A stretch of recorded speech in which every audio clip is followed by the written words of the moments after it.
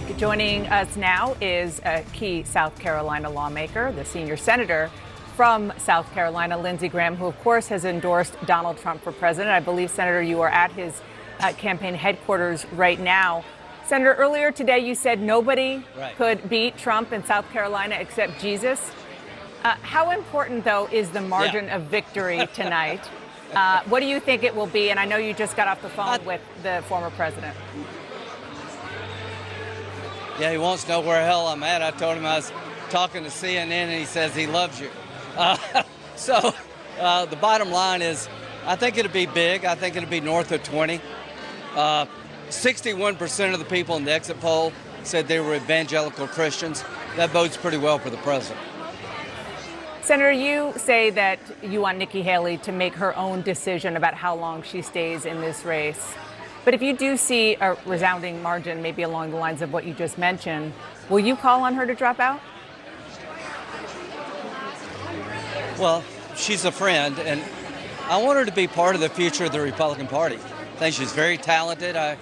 We have a very similar worldview, and Nikki has a lot to offer the party, and I just think there'll come a point after tonight, if it's a big win, which I think it'll be, what's the narrative, what's the storyline?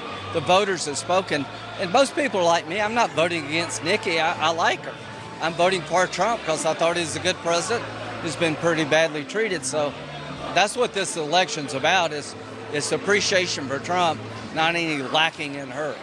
Well, you say that she's a friend and you want her to have a future in the party. Are you suggesting that if she stays in past tonight, assuming she does not do well, that would hurt her future?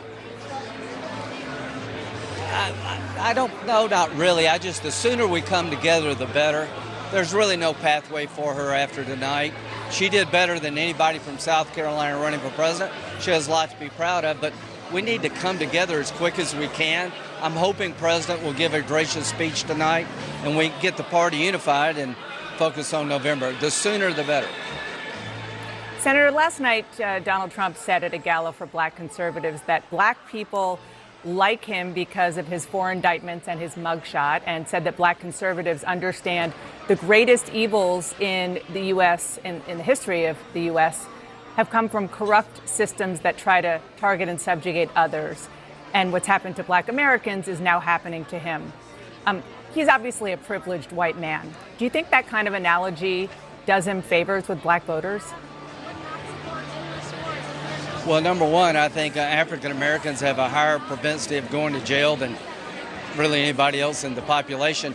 That's why we did the First Steps Act under Trump, to get people out of jail who've been serving long sentences for a multitude of misdemeanors. So he actually cares about this topic. But, you know, Trump believes he's a victim of an out-of-control system in Washington, New York, and Georgia, and I agree with that. So at the end of the day, I think he'll do better with African-American voters than any Republican since Reagan.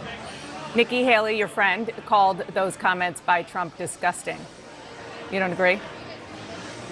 Who's that? Nikki Haley. Who? Nikki Haley. I'm sorry, I can't hear you. Who? Nikki Haley called those comments disgusting. I think most, yeah. Well, I think, she has every right to say anything she wants.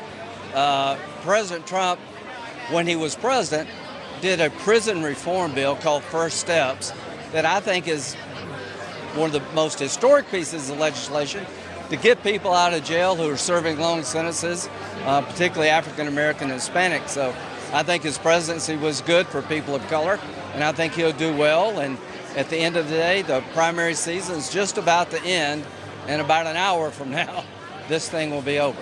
Senator, before I let you go, do you want the former president, if he is the nominee, to pick your fellow senator from South Carolina, Tim Scott, as his running mate? Yes. He has a lot of good choices. But Tim's ready to be president. He brings a lot to the table. I think Tim would be a great running mate for President Trump. I've shared that it'd be up to President Trump. He has a lot of good choices, but people love Tim Scott in South Carolina and in the Republican Party. Well, you said you're going to go see him right after this interview. I'm guessing you're going to share that thought with him as well. Thank you. Senator, thanks for joining us tonight. I'm playing golf with him tomorrow. I'll share it a lot. Okay. Thank you. Bye.